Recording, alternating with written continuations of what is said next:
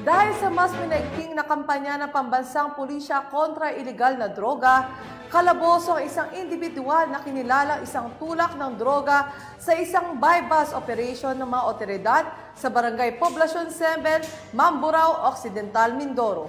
Magbabalita dyan si Patrolwoman Eloisa Beredo.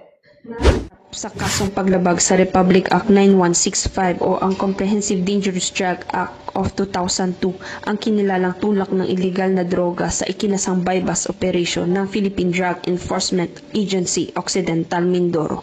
Katuwang ang Municipal Drug Enforcement Unit ng Mamburao Municipal Police Station at Provincial Drug Enforcement Unit ng Occidental Mindoro Police Provincial Office nito lamang ika-16 ng Marso taong kasalukuyan. Isinagawa ang operasyon sa San Jose Street, Barangay Poblacion 7, Mamburao Occidental, Mindoro, kung saan nakabili ang nagpanggap na pusher buyer mula sa suspect ng isang plastic sachet na naglalaman ng hinihilalang illegal na droga na may timbang na humigit kumulang 0.28 grams kapalit ang 1,000 piso. Kinilala ang suspect na si alias Joe na nakalista bilang top 2 regional target listed at top 5 provincial target, 39 anyos at residente ng Barangay Payumpon, Mamburao Occidental, Mindoro. Na-recover mula sa suspect ang pera na ginamit bilang buy-bust money at nakumpiska ang 6 pang plastic sachet na naglalaman na hinihinalang illegal na droga na may timbang na humigit kumulang 5.72 grams na tinatayang nagkakahalaga ng 36,000 pesos. Ang mga nakuhang ebidensya ay minarkahan sa harap ng nahuling suspect at mga saksi bago ito sumailalim ng eksaminasyon. Sa kasalukuyan, ang suspect ay nasa kustodiya na ng Mamburao Municipal Police Station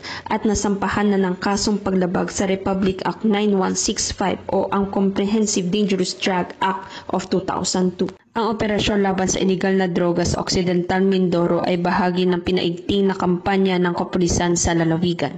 Ito ay resulta ng kooperasyon at pagmamalasakit ng mamayan at ng mga otoridad sa komunidad. Kasama ang pamumuno ni Police Colonel June Dexter Guidanao, layunin nito ang panatilihin ang kaayusan, kaligtasan at kapayapaan sa komunidad tungo sa kaunlaran ng bagong Pilipinas. Mula dito sa Calapan City, Oriental, Mindoro, ako ang iyong PNN correspondent, Patrolwoman Eloisa Joy V. Beredo, alagad ng batas, tagataguyod ng Balitang Pulis. Maraming salamat, Patrolwoman Beredo.